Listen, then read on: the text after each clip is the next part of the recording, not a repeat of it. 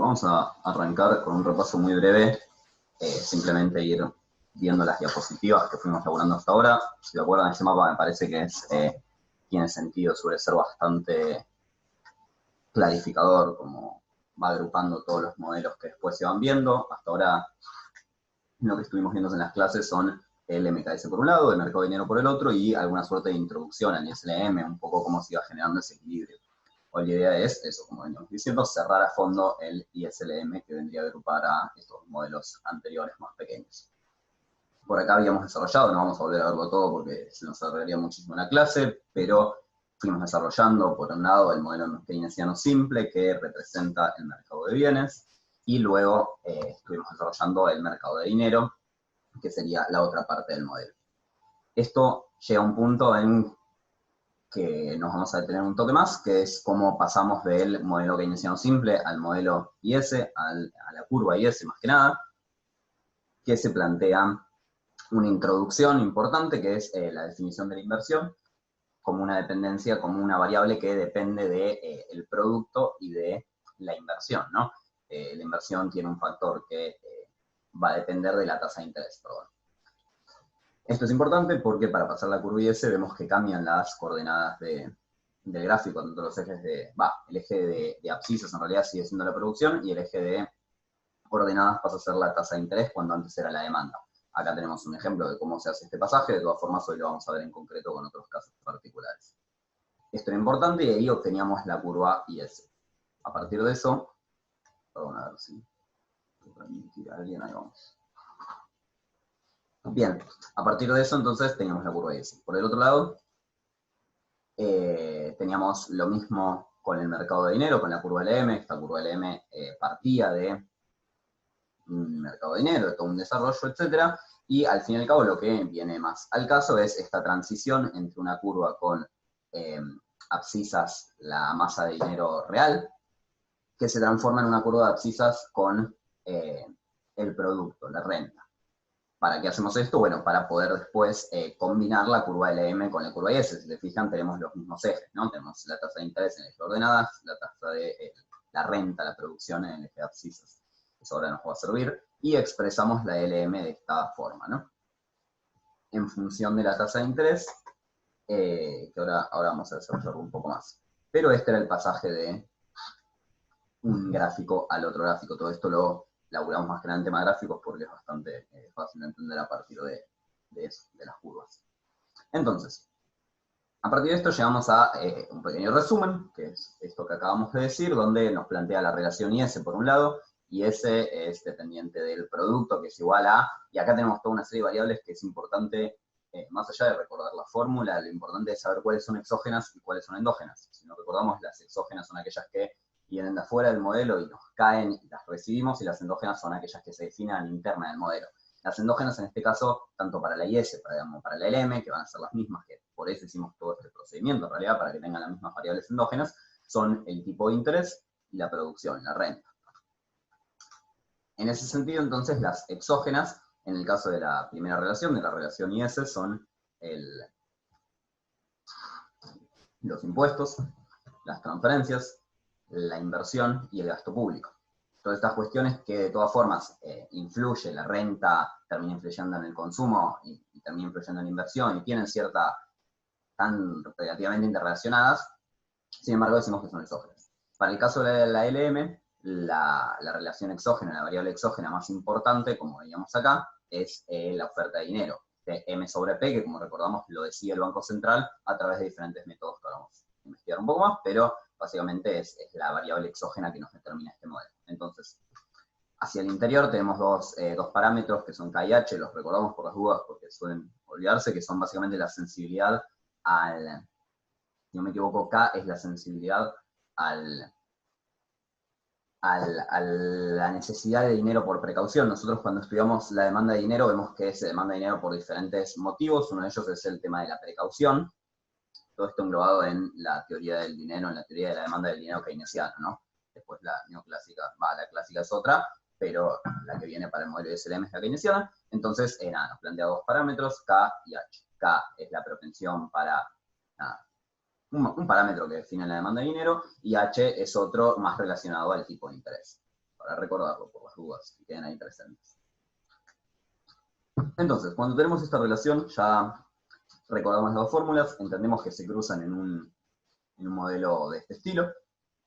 ¿Y qué hacemos con esto, no? O sea, ¿para qué nos sirve? Ya llegamos a este modelo, ¿y para qué? ¿Qué nos van a preguntar? ¿Para qué nos interesa esto? Bueno, básicamente nosotros, como decíamos en otras clases, nos situamos como hacedores de política económica que intervenimos sobre la mayoría de las variables exógenas. Por ejemplo, somos quienes decidimos la cantidad de inversión que se va a hacer en obra pública, en la G, en este caso sería. Entonces, con este modelo podemos, todo esto en términos súper relativos, ¿no? Simplificando mucho, con este modelo podemos ver cómo va a ser la influencia del aumento o reducción del gasto público en el equilibrio del mercado de bienes y de dinero, lo cual determina una tasa de interés y una producción determinada. Entonces, las 4 opciones que tenemos son, separadas en 2, es realizar política fiscal o política monetaria. La política fiscal es aquella que incide en un principio y que parte desde el análisis del mercado de bienes, desde la relación IS, y la política monetaria es aquella que parte del análisis de la LM. Puede ser expansiva, ambas, o pueden ser contractivas. ¿Qué significa? Expansivas son cuando buscamos expandir el producto, cuando buscamos que nuestro punto de equilibrio se dé con una producción mayor. Contractivas son, por el contrario, cuando queremos que el equilibrio se dé con una producción menor. Esto después, no. Vamos a ver bien en concreto, entonces,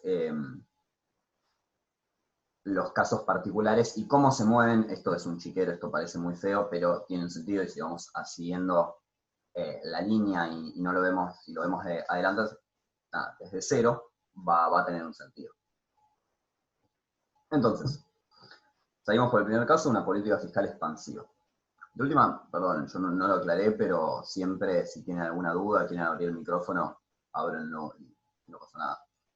Entonces, política fiscal expansiva pueden ser de muchos tipos, puede ser un aumento de la inversión, una disminución de los impuestos o un aumento de los impuestos, etc. Vamos a tomar la más común, una representativa, que es el aumento del gasto público, el aumento de G. Este aumento de G, entonces, primero lo vemos en el gráfico. Si observamos, tenemos los 3 gráficos por lo que hemos pasado. El primero es la relación de demanda agregada antes de pasar a la IS. Observamos que en el eje abscisas está la demanda y en el eje ordenadas está la demanda y en el eje abscisas el producto. Esta que usábamos básicamente es el gráfico del MKS. ¿Qué sucedía cuando aumentabas el gasto público? Bueno, la ordenada del origen sube. Al subir la ordenada del origen, la recta de 45 grados se corta con nuestra recta de demanda agregada, nuestra recta ZZ, que ahora es ZZ', en un punto de producción mayor. Hasta ahí está todo bien. Esto, después trasladado a nuestra curva IS, hacía que esta se expanda. Recordamos que, esto no sé si lo dije recién, pero es muy importante esta de las variables, distinguir las variables exógenas, como veíamos acá, las variables exógenas y de las variables endógenas, porque las exógenas son aquellas que nos desplazan la curva para arriba, para abajo, para lo que sea, pero nos la desplazan. Las variables endógenas, cuando se modifica una variable endógena, nosotros nos desplazamos sobre la curva. Cuando aumenta la producción, cuando aumenta la tasa de interés, nos desplazamos sobre la curva IS, sobre la curva LM. Con la tasa de interés es más, hay más relaciones que ponen en juego. Pero bueno. Entonces, como aumentó el gasto público es un factor exógeno de la IS, se expandió esta curva. Al expandirse la curva IS, obtuvimos un punto de equilibrio nuevo en nuestro gráfico de la curva de IS sola, que es este punto que llamamos B'. Y acá se pone todo un poco más feo. Este gráfico lo tendría que haber hecho un poco más grande, me dicen si no se ve y le hago un poco de zoom. Pero básicamente llegamos a un equilibrio, estamos en una situación en la cual tenemos un equilibrio parcial, todos son equilibrios parciales en realidad porque estamos operando en el corto plazo, pero bueno, que tiene una producción mayor, una producción I'. Esta producción I', como podemos ir leyendo acá, nos corta, si orientamos, recordamos que por ahora estamos en la IS', la IS ya la dejamos de lado, estamos en la IS', que corta a la LM en un punto con una tasa de interés mayor, ¿no? Una tasa de interés mayor porque recordamos que si aumentó la producción, la LM se mantuvo quieta, entonces al desplazarse hacia la derecha y hacia arriba, el punto de equilibrio ahora de la IS' y la LM natural, la única LM que encontramos acá, es un equilibrio con este producto y prima y con una tasa de interés mayor. Ahora bien, acá se abren dos caminos, yo creo que esto depende de cada cátedra, de cómo analicen, si se desplaza la IS hacia un nuevo punto o si se mantiene fija y ustedes, hay una de estas IS, la IS' o la IS doble prima, que la ignoran. Yo a priori voy a exponer en los 4 casos, vamos a tratar de escribir y ver las escritas las dos rectas, todos los movimientos de la recta, para que sea más claro tal vez. Entonces, decíamos que ahora estamos en un punto con una tasa de interés mayor. Este punto con una tasa de interés mayor, que lo encontramos en C', tiene justamente una tasa de interés mayor. ¿Y qué significa que tenga una tasa de interés mayor? Más allá de que tiene un equilibrio más arriba y a la derecha, bueno, la tasa de interés no genera que la inversión se disminuya, porque si recordamos, nuestra inversión dentro de la IS no era una variable exógena. La inversión se define, o puede ser una variable exógena, pero se define también a partir de, por acá me estoy contradiciendo, perdón, se define dentro de la tasa de interés. Cuando la tasa de interés es menor, la inversión va a ser mayor, porque lo podemos pensar más lógicamente, la plata está barata, se dice, entonces, ahí nada, Alan, si tenés alguna duda, decinos, pero si no seguimos, estamos desarrollando un poco la política fiscal expansiva. Entonces, decía, la tasa de interés, al haber subido, hace que la inversión disminuya por una cuestión de que es más rentable poner dinero en el mercado financiero, tal vez, al tener una tasa de interés más alta. Esa inversión que disminuyó, a su vez, no genera que la IS se contraiga. Entonces, este aumento que habíamos tenido de la IS hasta la IS' se contrae en cierta medida por una disminución de la inversión. Este efecto se llama efecto crowding out, y se puede observar tanto en el corrimiento de la IS en desplazamiento como en el desplazamiento sobre la LM. Este cachito que queda acá entre las dos IS es el efecto crowding out. No sé si se verá también en todas las cátedras, pero entiendo que en algunas es importante ese concepto, que es justamente este desplazamiento que genera la tasa de interés, y que no es buscado, ¿no? Porque nosotros lo que queríamos, es importante recordar, que partimos de un hecho de una política fiscal expansiva, partimos de la base de que queremos aumentar nuestro producto. Entonces, lo aumentamos, primero hasta I', pero luego retrocedió por el efecto crowding out, por el aumento de las tasas de interés, hasta un I doble prima. Este I doble prima, que es el último equilibrio parcial en el cual nos vamos a quedar en el modelo, está entre los dos productos, ¿no? Es decir, es mayor que el que partimos. Hubo una política fiscal expansiva que tuvo resultado, pero podría haber tenido más resultado. Acá hago un paréntesis, si no se entendió de nuevo, me van frenando. De todas formas hago un paréntesis, que es que este efecto crowding out se puede repeler, lo podemos pensar, ¿no? Se puede en cierto sentido repeler con una política monetaria expansiva. Es decir, si nosotros, aparte de haber corrido la IS, hubiéramos corrido la LM, vamos a moverla solo por el caso, para que se vea lo que digo, si lo hubiéramos corrido, cosa de que la tasa de interés hubiera quedado en esta tasa de interés doble prima, pero con una producción mayor, este efecto se hubiera repelido. No estaríamos en una producción menor que la conseguida, sino que incluso podríamos aumentar. Entonces, en ese sentido, es una consecuencia que después creo que se va a ver, que es que, bueno, nada, la política fiscal tiene más resultados, eso cuando se abre la economía, cuando se ven economías abiertas, cobra mucho más peso. Bueno, la política fiscal tiene más resultados si se la acompaña con una política monetaria, podemos decir, a partir de esto. Política fiscal contractiva, segundo caso. Esta política fiscal contractiva, entonces, vamos a decir que parte de un aumento de los impuestos T. La relación es la misma, ¿no? Todo el caminito que se va haciendo, todo el recorrido hasta llegar al equilibrio parcial que buscamos, es muy similar, solo que hay que estar atento a, bueno, de qué situación partimos. Siempre partimos de una situación que decimos que es desde cero, de un equilibrio. ¿Y qué es lo que buscamos? Una política fiscal contractiva, justamente lo que busca es reducir el producto. Entonces, el resultado ya se van a ir dando cuenta que va a ser a la inversa, el mismo que el anterior. ¿Cómo llegamos a ese resultado? Entonces, bueno, Aumento de los impuestos, reducción del ingreso disponible, si se recuerdan, el ingreso disponible es igual al ingreso menos los impuestos, más la transferencia secundaria, lo cual redunda en una baja del consumo, lo cual redunda en una baja de la demanda agregada, que la observamos acá, ¿no? Esta baja de la demanda agregada se representa en un nuevo punto de equilibrio con un producto menor al del origen. Esto lo trasladamos a nuestra curva IS, acá lo vemos bajar, y nos genera justamente una curva IS más achicada, ¿no? Recordamos que la IS para arriba y la derecha es expansiva, para la izquierda y para abajo es contractiva. Un punto de equilibrio con un producto menor. E igual que antes, ¿qué hacemos? Lo trasladamos hacia el equilibrio con la curva LM. Entonces, observamos que si no existiera la LM, logramos reducir el producto bastante, ¿no? Bajó desde acá hasta acá, no importa si es bastante o eso es relativo, pero logramos reducir el producto en X cantidad. Lo que sucede acá es que el equilibrio que vendría a estar acá con la LM de este punto tiene una tasa de interés menor. La tasa de interés dejó de ser I y pasó a ser I'.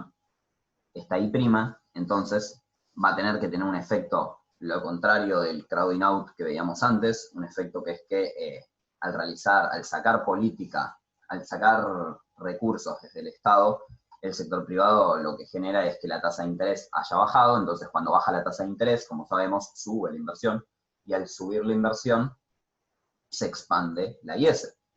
Exactamente lo contrario que nos pasaba la vez pasada, entonces el caso anterior.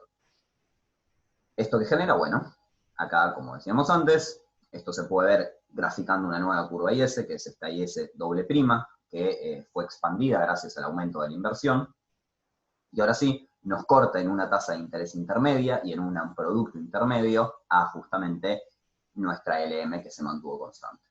Entonces, como resultado, tenemos un producto, siempre el resultado lo que nos importa es el producto, pero bueno, tenemos una tasa de interés, a su vez también intermedia, con un producto menor al que partimos, pero mayor al que podríamos haber llegado, si no hubiera sido por el efecto este.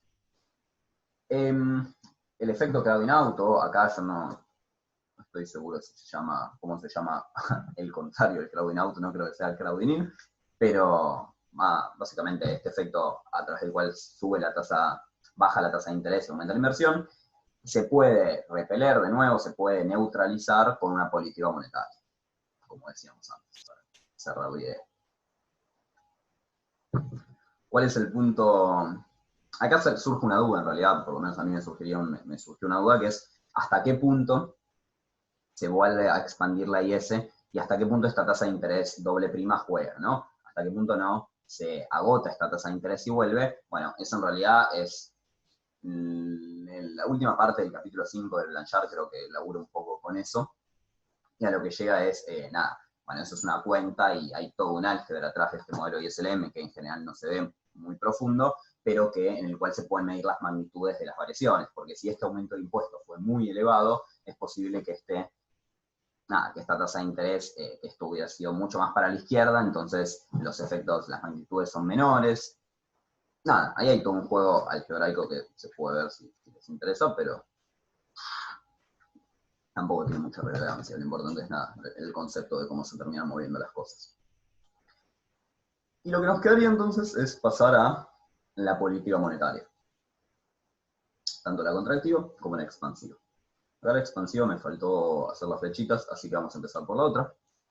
Política monetaria nos referíamos entonces, para recordarlo, a la política con la que juega, con la que realiza a partir del Banco Central, y que básicamente radica en los aumentos o las disminuciones de la oferta monetaria. Esta oferta monetaria, que la controla pura y exclusivamente el Banco Central, la regula a partir de diferentes políticas. Las dos principales son las políticas, las operaciones de mercado abierto, que es como el Estado emite, ¿no? Cuando decimos que agarra la maquinita, bueno, esas son operaciones de mercado abierto, es decir, emitir más dinero, puede ser a partir de ofrecer bonos, o generalmente es a partir de ofrecer bonos, que tienen diferentes nombres, no sé si ustedes qué tanto lo habrán estudiado en sus carteras, pero puede ser las LELIQs en su momento, las LEVAX, etcétera, etcétera, o simplemente los bonos del tesoro. Y por el otro lado tenemos el juego con el encaje. El encaje era ese porcentaje que tienen que tener todos los bancos comerciales fuera de circulación. No sé si recuerdan, pero básicamente eso. Digo, todos los bancos comerciales tienen que tener un porcentaje de las reservas en una caja de ahorro, en una caja, ¿cómo se dice? En una caja, vamos a decirle, con llave en el Banco Central. Esa plata no se está circulando, entonces no está aumentando la oferta de dinero. Todo esto está más desarrollado en clases anteriores, pero viene de la mano con la idea de la creación de dinero, ¿no? La creación secundaria de dinero, que es a partir de los bancos centrales, a partir de los bancos comerciales, bla, bla. No nos vamos a meter mucho más.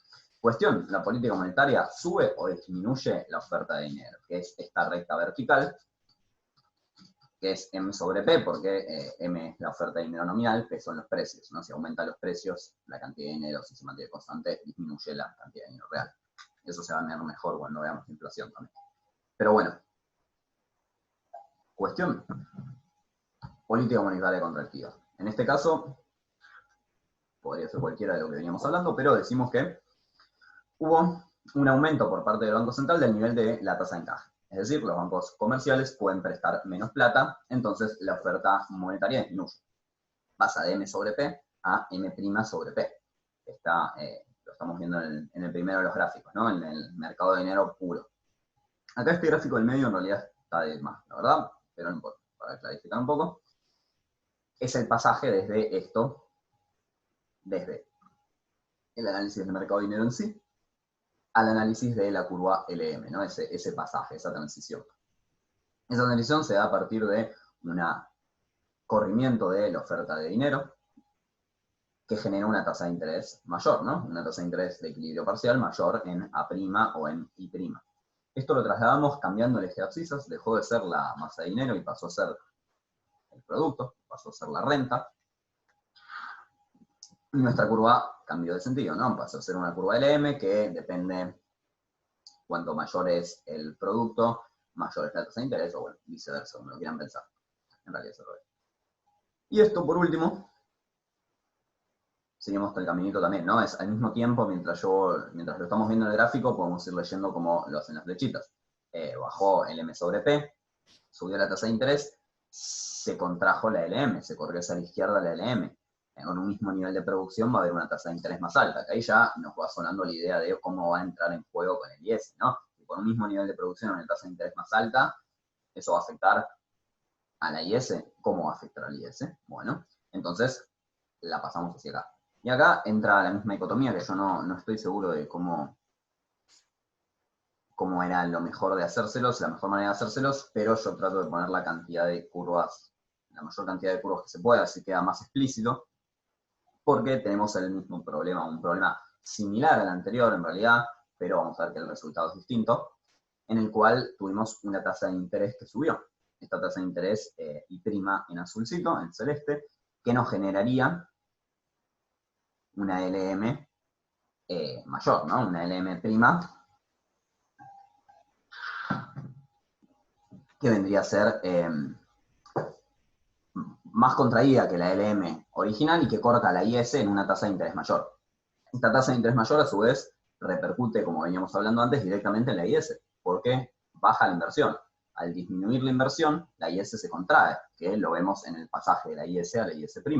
Y esta IS', de nuevo, corta a nuestra curva LM', que es la que estamos en este momento, en un producto aún menor y con una tasa de interés más baja.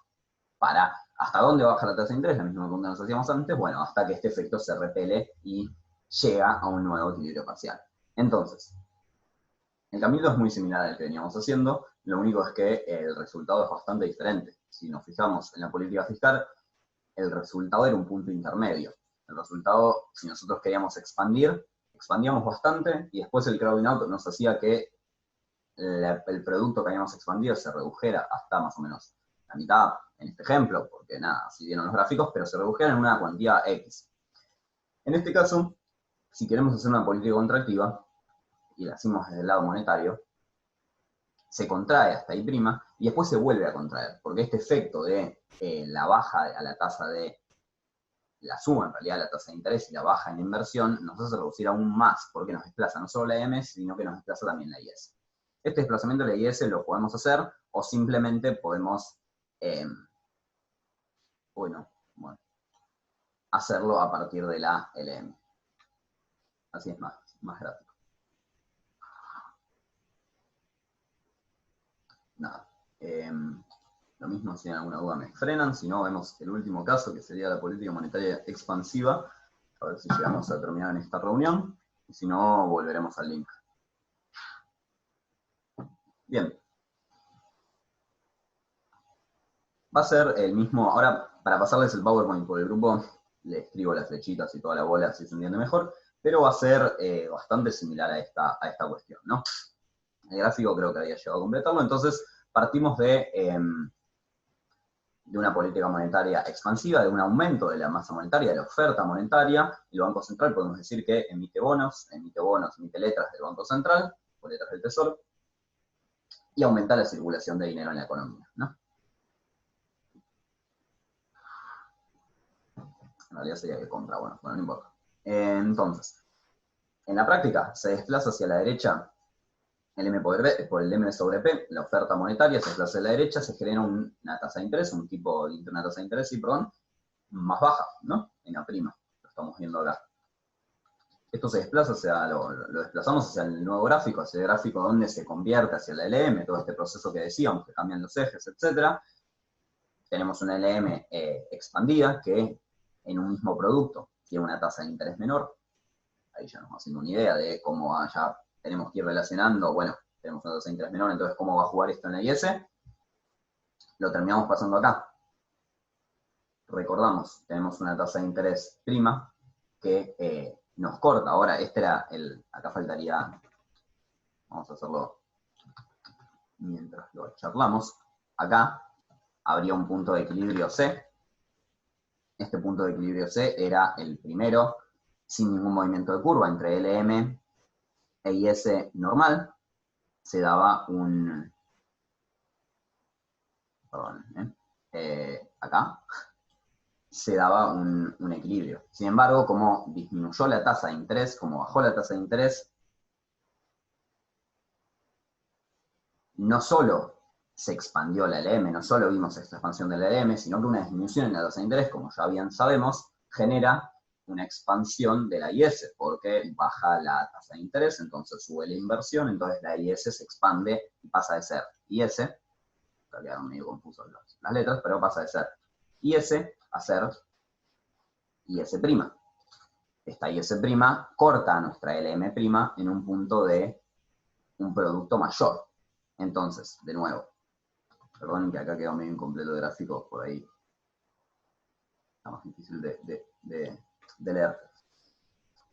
Pero la cuestión es similar a la de acá, ¿no? Como acá teníamos un producto que disminuyó y volvió a disminuir por el efecto de la tasa de interés en la inversión, acá tenemos un efecto contrario. Tenemos un producto que aumentó, que vemos que aumenta por el propio corrimiento de la LM. Si nos mantenemos en la IS original, por el propio corrimiento de la LM, tenemos un producto que aumentó de I a lo que vendría a estar entre las dos, que es algo que podemos llamar I'.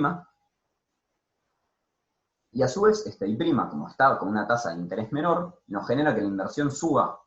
Y esta inversión que sube nos desplaza la IS hacia la derecha. Entonces nos genera un equilibrio parcial en algo que podríamos llamarse prima', que ahora lo escribimos, que es un punto con nuestras dos rectas expandidas. Entonces, el resultado de la política monetaria expansiva decimos que es un doble incremento del producto. Un incremento por la política, por el aumento de la oferta monetaria, y un segundo incremento del producto de equilibrio parcial por el aumento de la inversión debido a la baja de la tasa de interés. Y así sería como el cierre del análisis de la política monetaria expansiva.